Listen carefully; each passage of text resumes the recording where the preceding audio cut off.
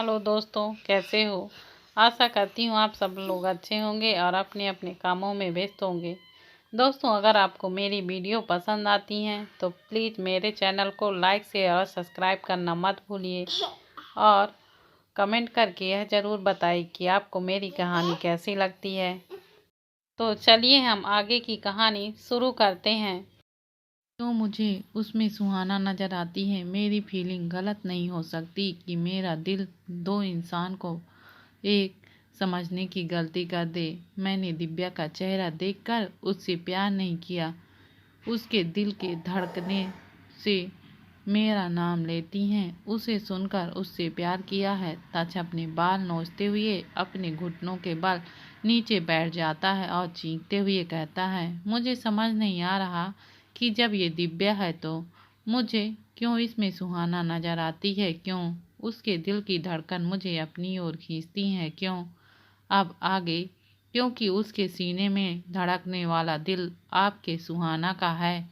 दीक्षा ने जैसे ही ये कहा, वहाँ खड़े जितने लोग सुहाना को जानते थे उनकी आंखें हैरानी से बड़ी बड़ी हो गईं। क्या क्या कह रही हो तुम? तच अपना सर उठाकर दीक्षा को देखने लगा, लेकिन उसके सवाल पर जब तच को दीक्षा से कोई जवाब नहीं मिला तो तच अपनी जगह से उठकर हड़बड़ाते हुए दीक्षा की तरफ बढ़ा तो दीक्षा को लगा जैसे कि तच फिर से गुस्से में उसे हर्ट करने वाला है, तो दीक्षा जल्दी से तने के पीछे छुप गई। दीक्षर, बाहर आओ। नहीं, मैं नहीं आऊंगी, मैंने कहा ना दीक्षा, तने के पीछे से बाहर आओ, तच ने अपने दांत पीसते हुए कहा। लेकिन जब दीक्षा उसके कहने पर भी तनय के पीछे से बाहर नहीं आई तो तच को दीक्षा के ऊपर और गुस्सा आने लगा। दीक्षा तनय के पीछे उसके शर्ट को कसकर मुट्ठी में भरकर खड़ी सुबक रही थी। तनय अपनी गर्दन घुमाकर दीक्षा को और उसे ऐसे डरते हुए देख तनय दीक्षा का एक हाथ अब नीचे कर अपने हाथों में लेकर उसकी उंगलियों में अपनी उंगलियां फंसाकर अपनी आंखों से दीक्षा को शांत रहने का इशारा करता है। लेकिन दीक्षा तच से इतना डर रही थी कि आवाज जो से ही रोने वाली थी। तनय सामने से हट। तच अपने लाल हो चुकी आंखों से तनय के पीछे छिपी दीक्षा को घूरते हुए तनय से कहता है, नहीं भाई, मैं नहीं हटूंगा, मैंने कहा ना हट। नहीं भाई, जिस तरह से आप अपने प्यार को प्रोटेक्ट करने के लिए ये नहीं देखते कि आपके सामने कौन खड़ा है, तो मैं भी आपका ही भाई हूँ और मैं भी आपसे यही प्यार करना सीखा है कि अगर प्यार करो तो जिंदगी के हर मोड़ पर अपने पार्टनर का साथ दो। प्यार को प्रोटेक्ट करने के लिए मुझसे जो होगा मैं करूँगा, फिर चाहे मेरे सामने कोई भी खड़ा हो, चाहे फिर सामने वाला इंसान आप ही क्यों ना हो। तने की कही बात तच के गुस्से में आग में घी डालने का काम कर रही थी। तच तने का हाथ पकड़कर उसे खींचकर दीक्षा से दूर करते हुए कहता है, उसे मार नहीं रहा हूँ, कुछ पूछ रहा हूँ उससे, और अब बीच में मत आना। तच दीक्षा को घूरने लगा। तने के दीक्षा से दूर जाते ही दीक्षा अब खुद को रोक नहीं पाती और जोर से रोने लगती है। तने जैसे आगे बढ़ने की कोशिश करता है कि मान उसे पकड़कर उसे समझाते हुए कहता है, जब तच ने तुमसे पीछे रहने के लिए कहा है तो पीछे रहो, बीच में जाकर अपने और दीक्षा दोनों के लिए मुसीबत खड़ी मत करो। पर मान भाई, चुपचाप देखो, तच दीक्षा को कुछ नहीं करेगा।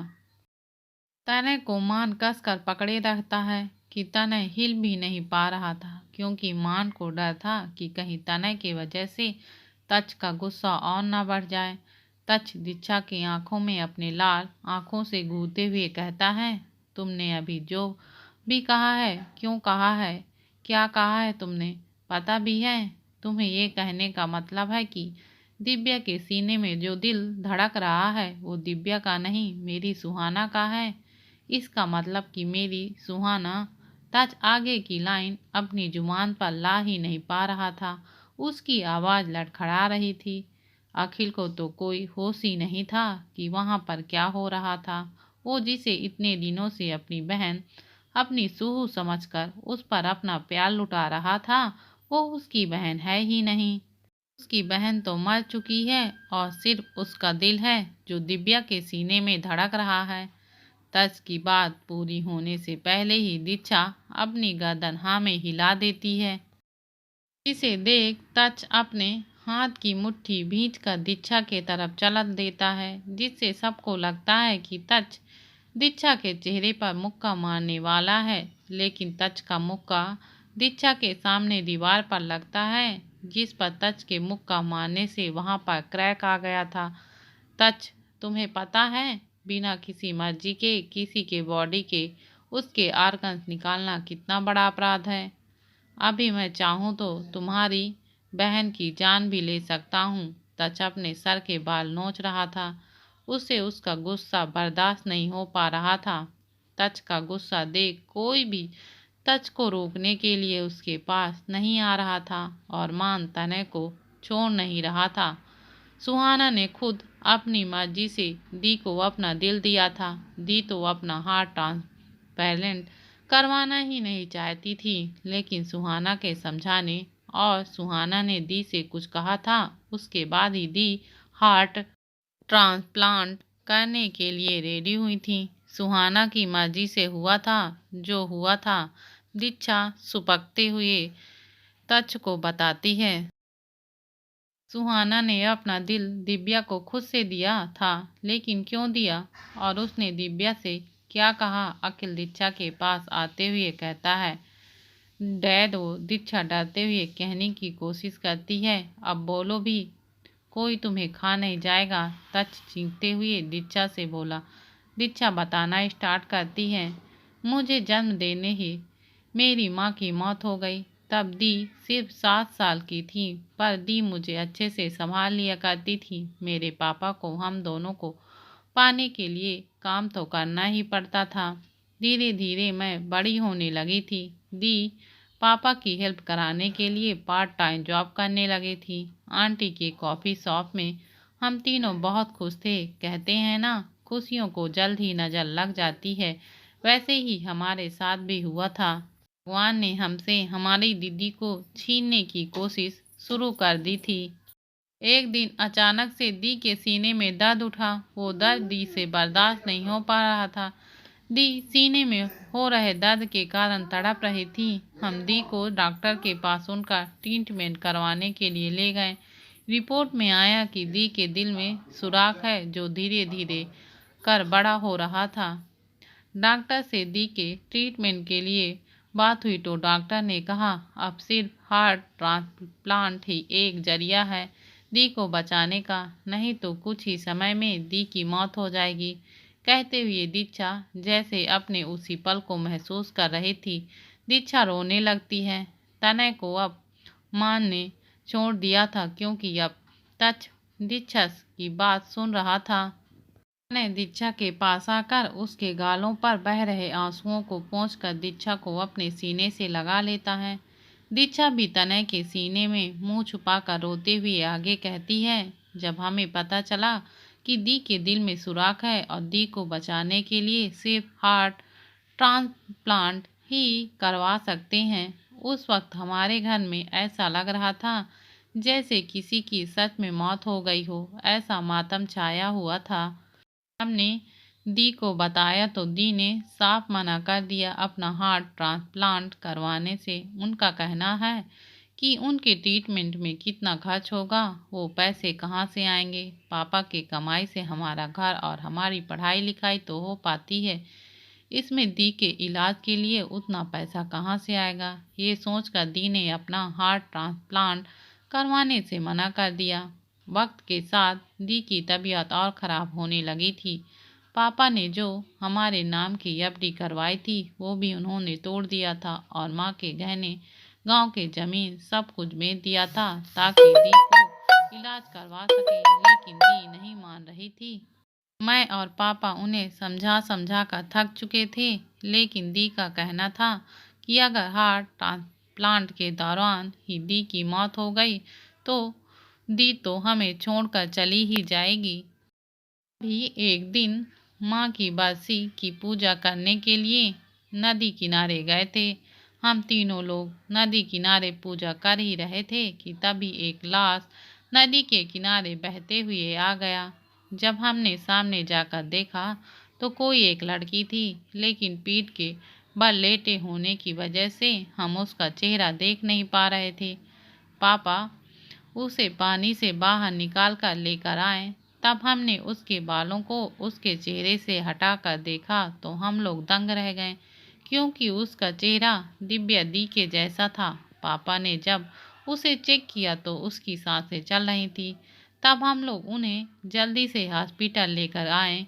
तब डॉक्टर ने कहा इनके सिर पर गोली लगी हुई है और दिमाग में जिस पर गोली फंसी हुई है उसे निकालने पर इस लड़की की मौत हो जाएगी और नहीं निकाले तो भी हो जाएगी। पापा ने डॉक्टर से बात की, रिक्वेस्ट की कि उस लड़की को बचाने के लिए, लेकिन डॉक्टर ने कहा अब इस लड़की के पास ज़्यादा टाइम नहीं है। लेकिन कुछ देर बाद डॉक्टर ने हमें आकर बताया कि उस लड़की को होश आ चुका है और वह हमसे मिलना चाहती है। हम तीनों जैसे उससे मिलने गए, उसने जैसे ही दिव्या दी को देखा तो उसकी भी आंखें हैरानी से बड़ी हो गईं। तब उसने दी से कहा तुम तो सेम टू सेम मेरे जैसी दिखती हो। तब सुहाना ने कहा कि जैसे मैं आईने को सामने खुद को ही देख रही हूँ, बस फर्क इतना है कि मैं इस बेड पर लेटे हुए अपनी आखिरी सांसें ले रही हूँ और तुम्हारे पास आगे की पूरी जिंदगी पड़ी है। नहीं बेटा, शायद हमारी बेटी हमारे साथ कुछ पल के लिए ही है, फिर तुम्हारे पास ही आ जाएगी। पापा ने सुहाना के सर पर हाथ फेरते हुए कहा था। सुहाना ने कहा अंकल, आप अपनी बेटी के बारे में ऐसा क्यों बोल रहे हैं, जबकि वह हमारे सामने अच्छी खासी खड़ी हुई है। हाँ बेटा, सामने वाले को देखकर ऐसा ही लगता है कि यह बिल्कुल ठीक है, पर हमारे दिल में जो बीत रही है वह हमें ही पता है। पापा ने अपने आंसुओं को पोंछते हुए कहा। दी ने पापा को टोकते हुए कहा, पापा आप कैसी बातें कर रहे हैं, वह खुद ही इतनी तकलीफ में है और आप। तब दी ने उससे कहा कि आखिर अपना नाम तो बताओ कि मेरी कार्बन कॉपी का नाम क्या है।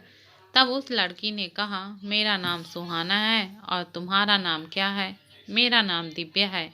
अच्छा, तो तुम यह बताओ कि तुम्हारी फैमिली में कोई है जिन्हें हम इन्फॉर्म कर सकें।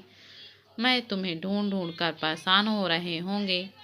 अंकल, आप दिव्या के लिए ऐसा क्यों कह रहे थे कि वह आपके साथ कुछ पलों के लिए है। सुहाना ने दी के सवालों को इग्नोर करते हुए पापा से पूछा।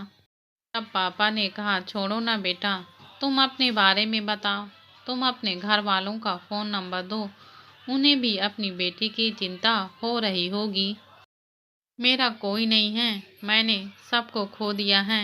मैंने सुना है जो डॉक्टर ने कहा है कि सर पर जो गोली लगी है वो धीरे धीरे कर मेरे दिमाग को ख़त्म कर रहा है, जिससे पता नहीं कब मेरी मौत हो जाए। तो मैं क्या अपने घर वालों को बताओ और किसे बताओ, जब मैंने खुद ही उन सबको अपनी आंखों के सामने मरते हुए देखा है। सुहाना रोने लगती थी। कुछ नहीं हुआ है, और किसने कहा कि तुम मरने वाली हो। तुम्हारा परिवार कैसे तुम्हारे साथ नहीं है, हम हैं ना तुम्हारा परिवार। ये रहे तुम्हारे पापा।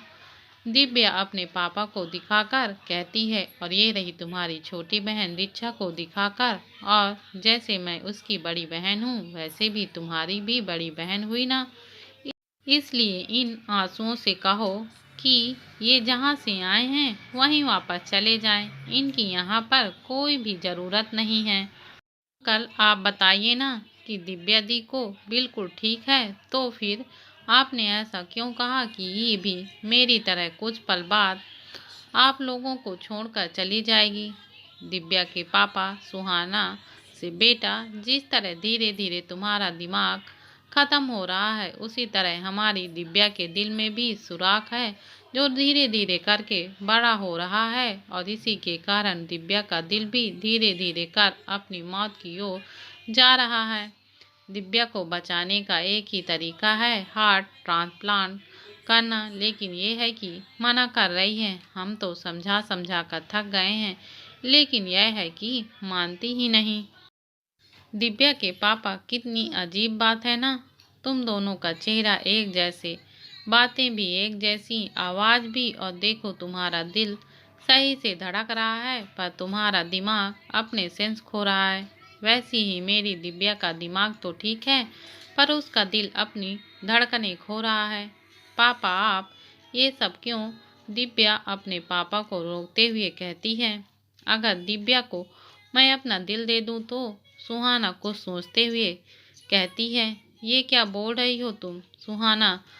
दिव्या हैरानी से सुहाना को देखने लगती है। सुहाना की बात सुनकर सब चौंक जाते हैं। हाँ मैं सही कह रही हूँ, देखो मेरा बचना मुमकिन नहीं है लेकिन हार्ट ट्रांसप्लांट के बाद तुम जरूर ठीक हो सकती हो, तो प्लीज मेरे दिल को अपने सीने में जगह दे दो। सुहाना एक आस भरी नजरों से दिव्या को देखती है। नहीं सुहाना, मैं तुम्हारा दिल नहीं ले सकती हो। अंकल आप लोग कुछ देर के लिए बाहर जाएं, मैं अकेले में दिव्या दी से बात करना चाहती हूँ। लेकिन बेटा आप जाइए अंकल। सुहाना के कहने पर दिव्या के पापा और दीक्षा दोनों बाहर चले जाते हैं। कुछ देर बाद बात कर दिव्या सुहाना के वार्ड से बाहर आती है। दिव्या अपने पापा से मैं रेडी हूँ सुहाना के हार्ट को अपने सीने में जगह देने के लिए कहती है। दिव्या के हार्ट ट्रांसप्लांट की पूरी तैयारी की जाती है।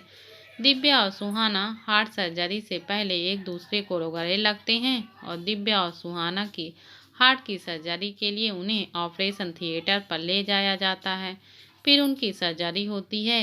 एक सीने में दिल निकालकर डॉक्टर दूसरे के सीने में लगा देते हैं। ऑपरेशन थिएटर के बाहर दीक्षा और उसके पापा दिव्या की हार्ट सर्जरी का सक्सेसफुल होने का वेट करने लगते हैं। कुछ घंटों के बाद डॉक्टर ऑपरेशन थिएटर के बाहर आकर बताते हैं कि सर्जरी सक्सेसफुल रहा और उसी के साथ सुहाना इस दुनिया को छोड़कर चली गई है। दिव्या बेहोश थी लेकिन सुहाना के डैड बॉडी को ज़्यादा देर रख नहीं सकते थे, इसलिए दिव्या के पापा ने पूरी विधि के साथ सुहाना के शरीर का अंतिम संस्कार करते हैं। 2 दिन के बाद दिव्या को होश आता है तो दिव्या को जो सुहाना नई जिंदगी देकर गई थी, इसलिए दिव्या वो करना चाहती थी जो सुहाना उससे कह कर गई, लेकिन उस काम को करने के लिए उसका ठीक होना ज़्यादा ज़रूरी था। लेकिन दिव्या ठीक होने के लिए कुछ दिन बाद ही दिव्या के पापा की डेथ हो जाती है और दिव्या और दीक्षा दोनों अकेले हो जाते हैं।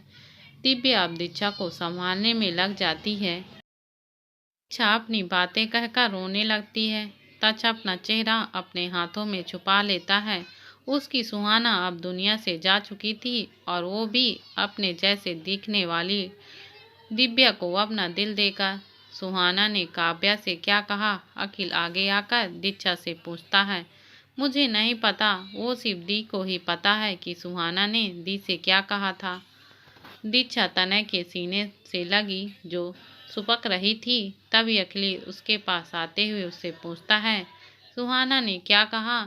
दिव्या से दीक्षा आंसू भरे आंखों से अखिल को देखती है, फिर अपनी नजरें तच की तरफ कर देखती है जो अपने हथेलियों से अपना चेहरा छुपाए खड़ा था। मुझे नहीं पता कि सुहाना ने दी से क्या कहा, क्योंकि उनके बीच जो बातें हुई थी वो सिर्फ उनके दरमियान ही हो गई थी। उनके अलावा उस वार्ड में और कोई नहीं था।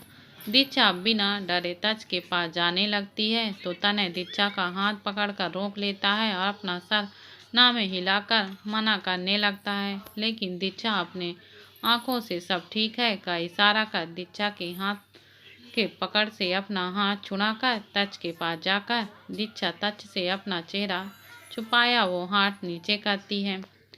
तच जब अपने नजरें दीक्षा की नजरों से मिलाता है तो दीक्षा उसे देखकर सहम जाती है, लेकिन फिर भी वो तच के हाथ पकड़कर रुआसी आवाज में उससे कहती है, जीजू दी यहाँ मुंबई कोई काम की तलाश में आई थी।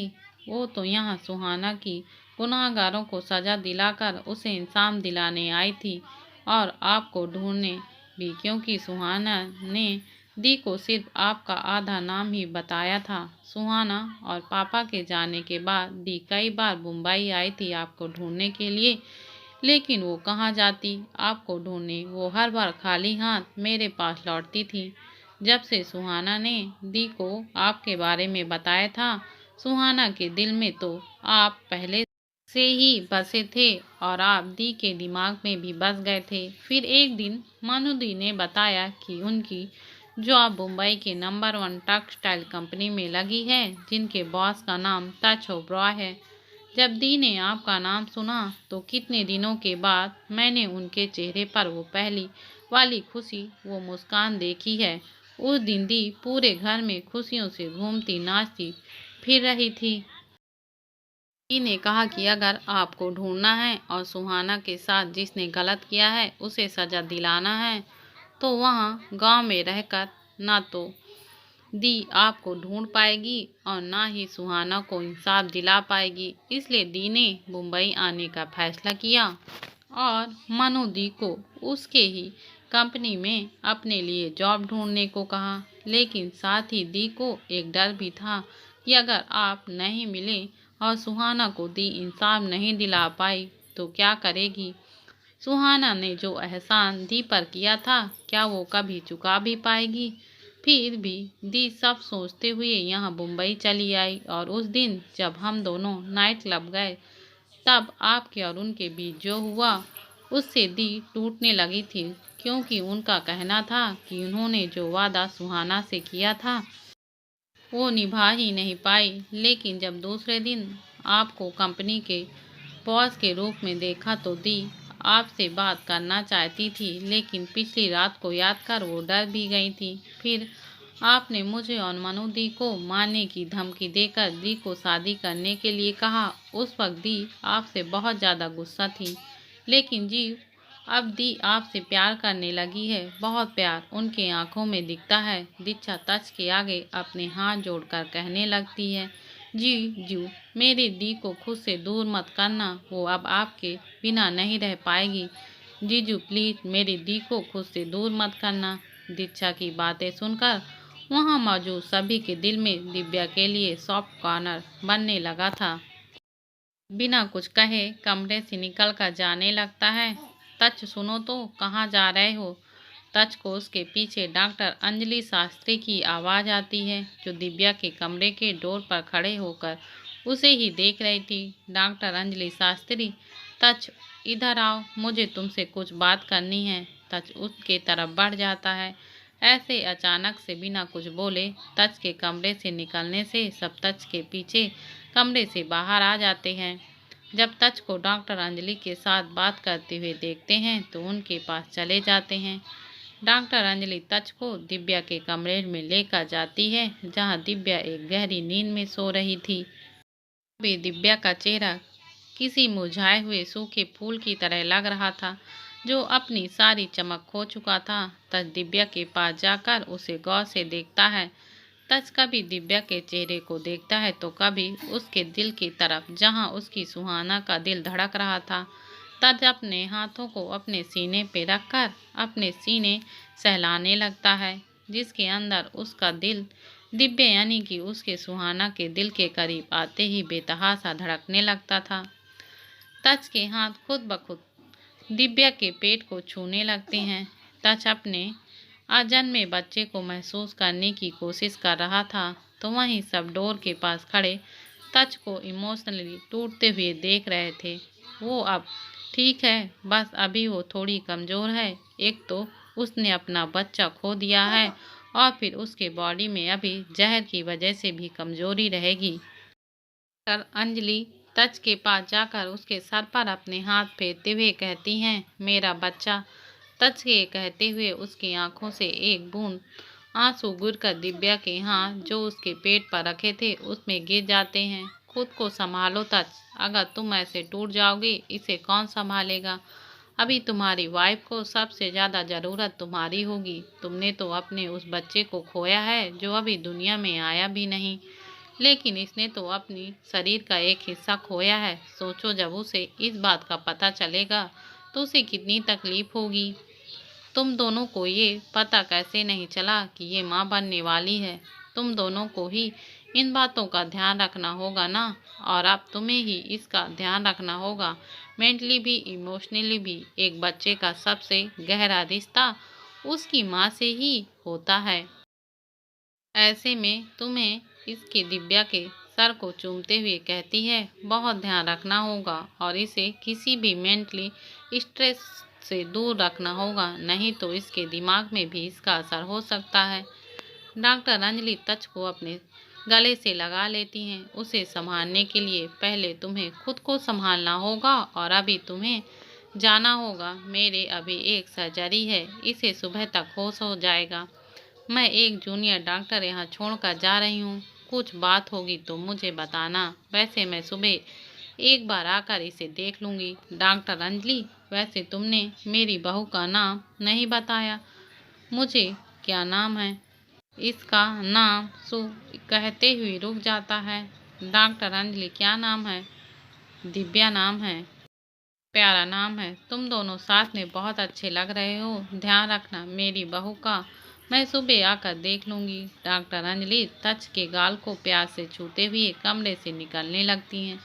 तभी वो सबको डोर पर खड़े देख उसके पास आकर डॉक्टर अंजलि दीक्षा के गाल पर अपने हाथ रखकर उसके आंसू साफ कर उससे कहती हैं, वो ठीक है, रोना बंद करो। दीक्षा भी हाँ में अपना सिर हिला देती है तो डॉक्टर अंजलि वहाँ से चली जाती हैं। डॉक्टर अंजलि के वहाँ से जाते ही तच भी बिला से निकलकर बाहर आकर बिना किसी सिक्योरिटी के अपनी कार ले जाकर वहाँ से चला जाता है। डॉक्टर अंजलि के बिला के जाने के बाद तच भी बिला से निकलने लगता है, लेकिन तच 2 ही कदम बढ़कर रुककर कोल्ड वॉइस में कहता है, दोनों का ख्याल रखना। कहते हुए तच बिना किसी सिक्योरिटी के बिला से बाहर निकल जाता है।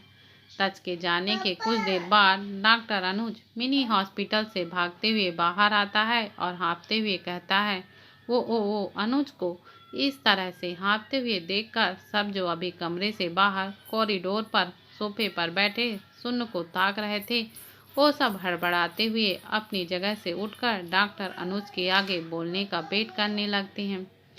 लेकिन हाँफने की वजह से डॉक्टर अनुज जल्दी बोल ही नहीं पा रहा था। अनुज, क्या हुआ है? बोलो, ऐसा क्यों भागते हुए आया है तू? मान अनुज के कुछ ना बोलने पर उसका दिल काफी तेजी से किसी अनहोनी के होने से धड़कने लगता है। अनुज ने मान से झल्लाते हुए कहता है, वो तेरी वाइफ को होश आ गया है। अनुज अपनी आंखें बिककर बड़ी से स्माइल के साथ मानव से और बाकी सबको देखते हुए कहता है। सब चैन की सांस लेते हुए अपनी आंखें बंद कर खोलते हुए मिनी हॉस्पिटल की ओर भागते हैं। मिनी हॉस्पिटल के अंदर मानसी को होश आ गया था और मानसी अपने हाथ पर लगे लाइन की बोतल को चढ़ रहे ब्लड को देख रही थी। एक टक की आवाज आई तो मानसी उस ओर देखकर जहां डोर पर मान अपनी आंखों पर नमी लिए हुए मानसी को देख रहा था। ये अपनी बाहें फैलाए अपनी गर्दन हाँ में हिलाते हुए मान को अपने पास आने का इशारा करती है। मान मानसी को देख अपने कदम उसकी ओर जाने के लिए बढ़ाता है। पहले तो मान धीरे धीरे अपने कदम बढ़ा रहा था कि कहीं वो मान सपना तो नहीं देख रहा कि उसकी मनु को होश आ गया है और वो उसे अपनी बाहों में भरने के लिए अपने पास बुला रही है। मान अपने कदम तेज कर जाकर मानसी को अपनी बाहों में भर लेता है। मान की आंखों में इस वक्त अपने प्यार को खोने के डर से आंसू बह रहे थे तो मानसी भी सिसकते हुए मान के गले से लगे हुए कहती है, मान, मैं आपसे बहुत प्यार करती हूँ। जब मेरी आंखों के आगे अंधेरा छा रहा था तब मुझे लगा कहीं मैं आपको दोबारा नहीं देख पाई तो मैं आपसे दूर चली गई तो। मानसी की दूर जाने वाली बात सुन मान मानसी को अपने गले से अलग करके कहता है, मैं तुम्हें खुद से दूर जाने ही नहीं दूंगा, कभी नहीं, दोबारा ऐसा कभी मत सोचना। कहते हुए मान फिर से मानसी को अपने सीने से लगाकर बार बार मानसी के बाल, उसके सर, उसके माथे को चूमने लगता है। मानसी को इस हालत में देख उसे ऐसा लग रहा था जैसे अगर उसका सब बस चलता तो वो खुद मानसी का दर्द अपने नाम कर लेता और अपने प्यार अपनी मानसी को हर दर्द से, हर तकलीफ से दूर कर देता। हम भी लाइन पर खड़े हैं मनु दीदी और मनु भाभी से मिलने के लिए। मान और मानसी एक दूसरे के गले से लगे एक दूसरे को महसूस कर रहे थे। तभी उन्हें डोर पर खड़े सभी को एक साथ आवाज आती है, हाँ तो आओ ना और मिलो अपनी दीदी और अपनी भाभी से। मान तुम रेस्ट पर जाओ, अभी तुम्हें आराम की सख्त जरूरत है। मान मानसी को बेड पर लेटाते हुए कहता है। तब तक सभी मानसी के बेड के पास आ गए थे। आपको कैसा लग रहा है मनु दीदी? दीक्षा मानसी के बिखरे हुए बाल को संवारते हुए पूछती है। मैं ठीक हूँ दीक्षा। अरे तुम भी क्या पूछ रही हो दीक्षा, हमारी मनु भाभी बहुत स्ट्रांग है, ऐसा वैसा जहर इनका कुछ नहीं बिगाड़ सकता। तनय दीक्षा के सर पर टपरी मारते हुए कहता है। आह क्या कर रहे हो, देखो ना डैडा, तनय को मुझे मारा है। दीक्षा अखिल के पीछे छिपते हुए कहती है। लेकिन अखिल दीक्षा या तनय दोनों में से कुछ नहीं कहता, जिसे देखकर दीक्षा को अच्छा नहीं लगता। दीक्षा अखिल के पीछे से निकलकर बाहर आती है, लेकिन वहाँ सबको दिखाने के लिए दीक्षा झूठी हंसी हंस देती है, जो सबको समझ आता तो है, लेकिन दीक्षा को खराब न लगे इसलिए वो भी कुछ नहीं कहते। दीक्षा की आंखों में नम हो जाती हैं। मुझे जहर किसने दिया? और उस टाइम दिव्या की चीखने की आवाज़ आई थी, कहाँ है वो और कैसी है, क्या हुआ है उसे? मानसी की नज़रें इधर उधर दिव्या को ढूंढते हुए अटकती हुई आवाज़ में दीक्षा से पूछी। तुम्हें याद है कल जब हम सब शॉपिंग के लिए गए थे और रेस्टोरेंट में खाना भी खाया था? मान मानसी के स्लाइन चढ़ रहे हाथों को पकड़ते हुए बताता है। मानसी अपना सर हाँ में हिलाती है। कल जिस लड़की ने दिव्या को उसकी दोस्त बताकर गले से लगाया था, उसने दिव्या को गले से लगाने के बहाने उसे और जब तुमने उस लड़की को गिरने से बचाया था, तब तुम दोनों को ही जहर का इंजेक्शन दे दिया था, जो किसी को भी पता नहीं चला। मानसी मान से, पर हमारी उससे क्या दुश्मनी थी? हम दोनों तो उसे जानते भी नहीं। उसी ने दीक्षा को किडनैप किया था और वो दिव्या की सच में चाइल्ड फ्रेंड थी। लेकिन उसने ऐसा क्यों किया, ये तो उसके पकड़े जाने के बाद पता चलेगा। लेकिन दिव्या चीखी क्यों थी, वो तो बताओ। मानसी मान को अपने ऊपर चादर डालते देख पूछी वो। इसलिए वो मनोदी दीक्षा अपने शब्द संभालने की कोशिश करते हुए। दी ने अपना बेबी खो दिया। दिव्या दिव्या माँ बनने वाली थी? मानसी हैरानी से पूछी। हाँ मनुदी, दिव्या दी माँ बनने वाली थी, लेकिन ये बात ना तो जीजू को पता चली और ना ही दी को, जिसके कारण उन्होंने अपना बेबी खो दिया। अच्छा पूरी बात मानसी को बताते हुए कहती है। दिव्या को देखना है, कहाँ है वो, मुझे अभी देखना है उसे। मानसी बेड से उठने की कोशिश करते हुए कहती है। अभी तुम कहीं नहीं जाओगी, खुद को देखो कितनी कमजोर हो गई हो, और ऐसे में दिव्या को देखने जाओगी? बिल्कुल नहीं। मानसी को बेड पर वापस लेटाते हुए कहता है। लेकिन मैं दिव्या, लेकिन अभी कुछ नहीं, अभी आराम करो। कल सुबह मैं खुद तुम्हें दिव्या के पास लेकर जाऊंगा, तब देख लेना। अभी तुम अपनी आंखें बंद करो और सो जाओ। मानसी के सर से नीचे पिलो सही कर प्यार से मानसी की आंखों में अपने हाथ रखकर उसे बंद करते हुए कहता है। तुम लोग भी जाकर अब आराम करो, सुबह तक दिव्या को भी होश हो जाएगा, तब देखते हैं उसकी तबीयत कैसी है। मान के समझाने पर सब मानसी को देखकर मिनी हॉस्पिटल से बाहर आ जाते हैं।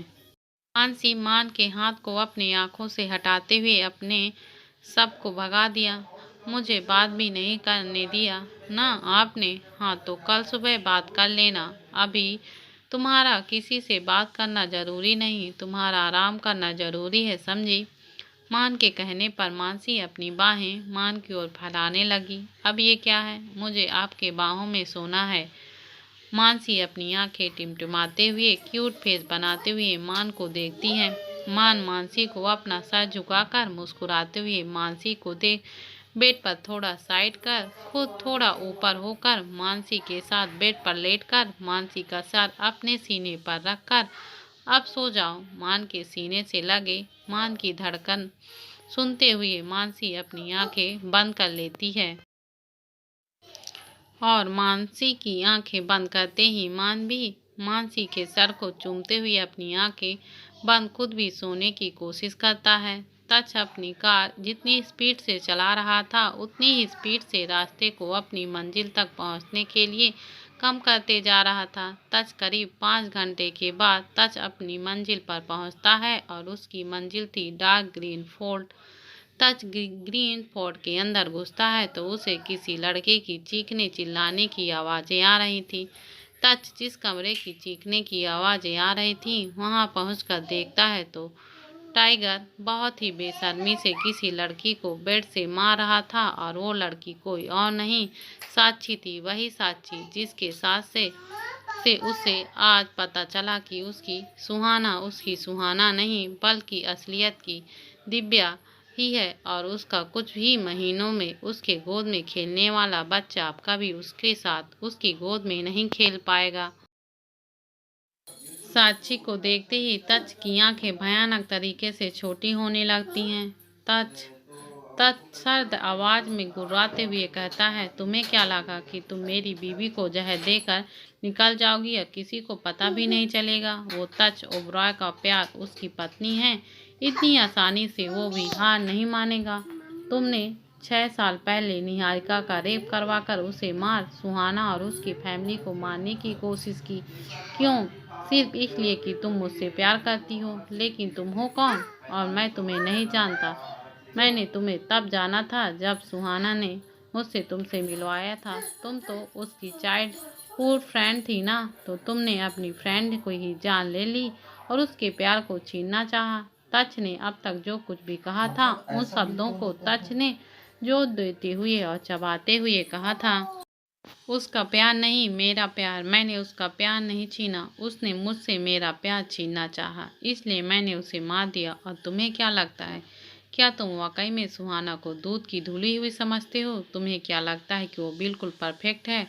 वो एक वैश्य। अपनी बात कहते कहते साक्षी को महसूस हुआ कि उसके दिल में सुहाना के खिलाफ नफरत और गुस्सा बढ़ता जा रहा है। इसी वजह से साक्षी अपने गुस्से को शब्दों के रूप में बाहर लाते हुए रोक नहीं पाई थी। जब तच ने वो शब्द सुना कि साक्षी क्या कहने जा रही थी तब फौरन भड़क गया। तच ने आगे बढ़कर साक्षी की गर्दन दबोच ली। तच झल्लाते हुए बोला, तुम कौन हो ये नहीं जानना मुझे। तुम मुझसे प्यार क्यों करती हो भी नहीं जानना मुझे, लेकिन मेरी सुहाना के खिलाफ एक भी और शब्द तुमने अपनी जुबान से निकालने की कोशिश की तो इसका अंजाम तुम्हें भुगतना होगा। तच ने काफी दबाव के साथ साक्षी का गला दबोच रखा था और तच की नजरों में साक्षी के लिए जरा भी दया नहीं दिख रही थी। साक्षी की सांसें उसके गले से अटक रही थी।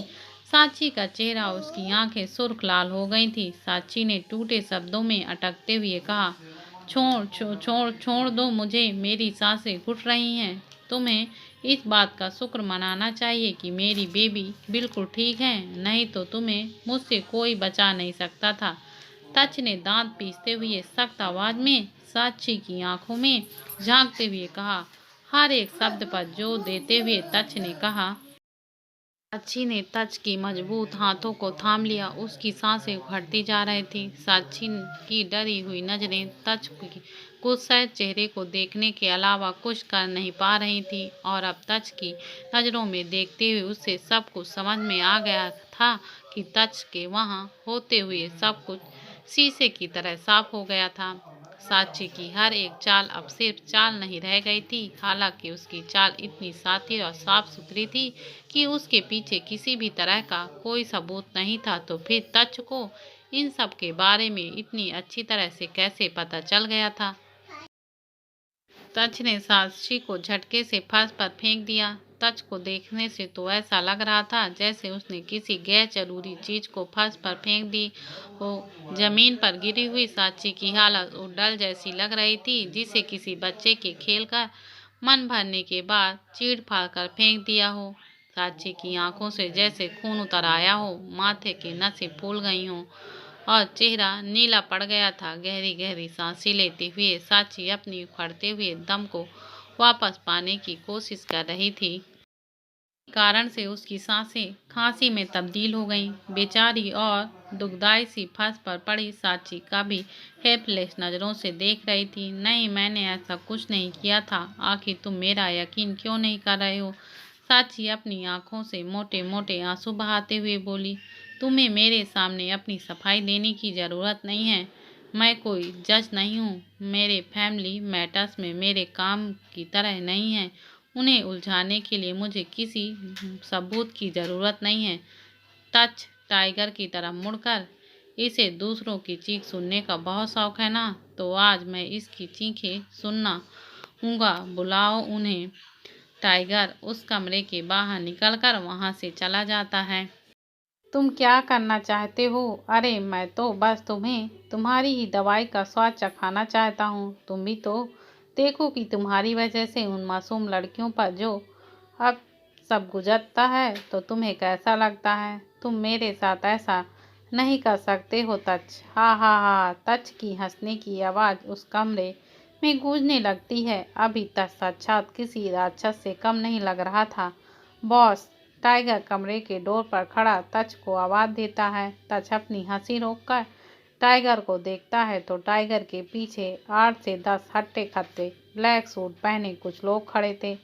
तच उन लोगों को देखकर उनकी तरफ जाने लगता है। तच, तुम ऐसा नहीं कर सकते हो मेरे साथ।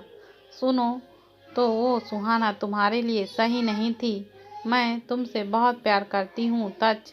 साक्षी चिल्लाते हुए तच की तरफ जाते हुए कहने लगती है, लेकिन वहाँ खड़े गार्ड साक्षी को पकड़ लेते हैं। तच उसके सामने खड़े लोगों से, हो रहा तुम्हारा खाना, जाओ टूट पड़ो, मगर इतना याद रखना उसके मरने तक इसके चीखे की आवाज़ मेरे उन कानों में आनी चाहिए, वरना तुम सब मरोगे। कहकर तच टाइगर के साथ कमरे से बाहर निकल जाता है। तच के जाते ही उस कमरे का डोर बंद हो जाता है और अंदर से दर्दनाक चीखें आवाज़ तच के अपनी कानों में आने लगती हैं। जितनी तेज साक्षी चीख रही थी उतनी ही तच की स्माइल बढ़ती जा रही थी। अभी तो टाइगर भी तच से डरकर उससे दूर खड़ा था। तच सुहाना और उसके साथ बिताए पलों को याद कर दर्द से मुस्कुरा रहा था। अगर मेरी वीडियो आपको अच्छी लगती है तो प्लीज़ कमेंट करके ज़रूर बताएं और मेरे साथ इसी तरह देखते रहिए धड़कन लव द पावर। और कमेंट में ज़रूर बताइएगा कि इस कहानी को पढ़ करके कौन कौन इमोशनल हुआ है।